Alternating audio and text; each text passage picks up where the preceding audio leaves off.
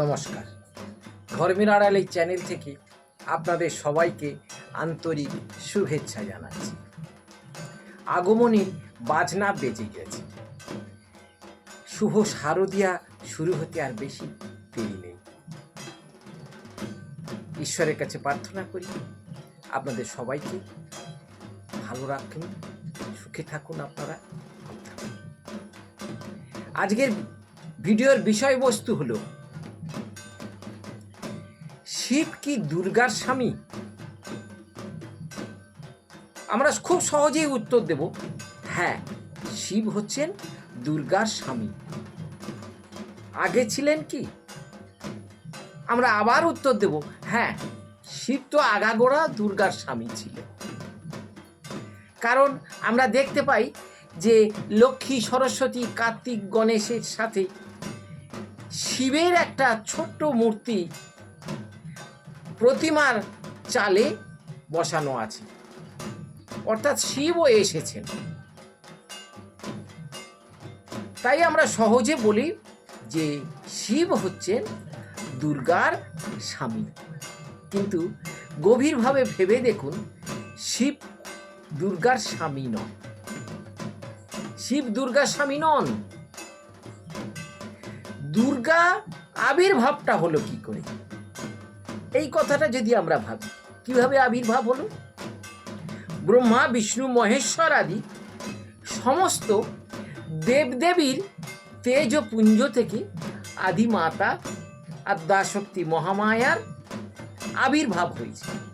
কিন্তু তিনি ছিলেন, ওরা ছিলেন, পুনরাবির্ভাব হয়েছে। তাহলে অসুরদের দমন করার জন্যে তিনি দুর্গা রূপ ধারণ করলেন। মানুষের দুর্গতি নাশ করার জন্যে তিনি দুর্গা রূপ ধারণ করে অসুরদের ধ্বংস করলেন। অসুর ধ্বংস হয়ে যাওয়ার পরে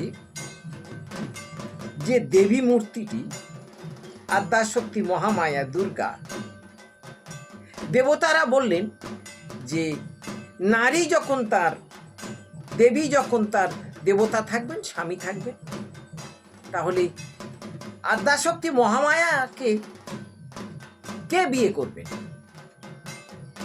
বিষ্ণু এবং ব্রহ্মা বললেন,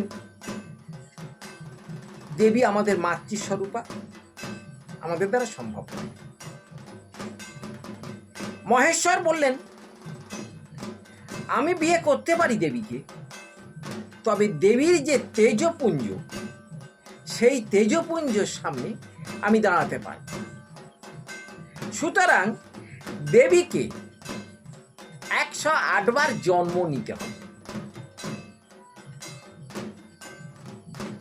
108টা পদ্ম দিয়ে শারদীয়ার পূজা হয়, দেবীর চরণে দেওয়া হয় 108টা পদ্ম। অকাল বোধনে শ্রীরামচন্দ্র দিয়েছিলেন, 108টা পদ্ম দিয়ে মাকে আরাধনা করেছিলেন। যতবার জন্মেছেন ততবার একটা করে পদ্ম স্মৃতি হয়ে গেছে দেবীদয়। তাহলে 108 বার জন্মবার পরে দেবী মহামায়া দক্ষের ঘরে জন্মগ্রহণ করলেন, রাজা দক্ষর ঘরে। সেখানে শিবের সঙ্গে সতীর বিয়ে হলো, কিন্তু সে বিয়ে টিকলো না, সতী দেহত্যাগ করলেন।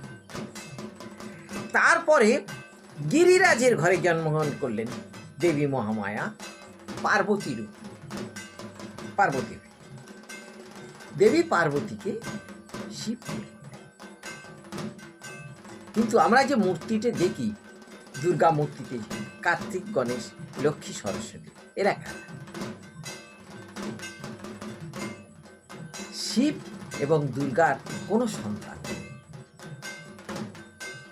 কার্তিক এবং গণেশ মানস, লক্ষ্মী, সরস্বতী শিব দুর্গার সন্তান নয়, মেয়ে নয়, কন্যা নয়।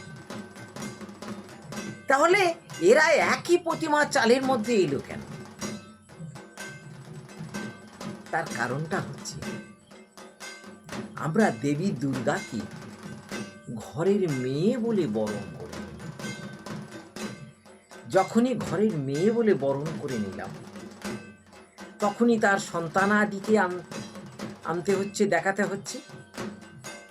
তাহলে লক্ষ্মী, সরস্বতী, কার্তিক, গণেশ এগুলোকে সাজিয়ে দেওয়া। যখনই দেবী গিরিরাজ ঘরে জন্মগ্রহণ করেছিলেন বা দক্ষের ঘরে জন্মগ্রহণ করেছিলেন, তখনই দেবী মহামায়ার ওই রূপের সঙ্গে শিবের বিয়ে হয়েছে। পার্বতীর স্বামী হচ্ছে শিব, কিন্তু দুর্গার স্বামী শিব নন। দুর্গা যখন আবির্ভূতা হয়েছিলেন, দুর্গাকে শিব বিয়ে করেননি। ভালো থাকবেন।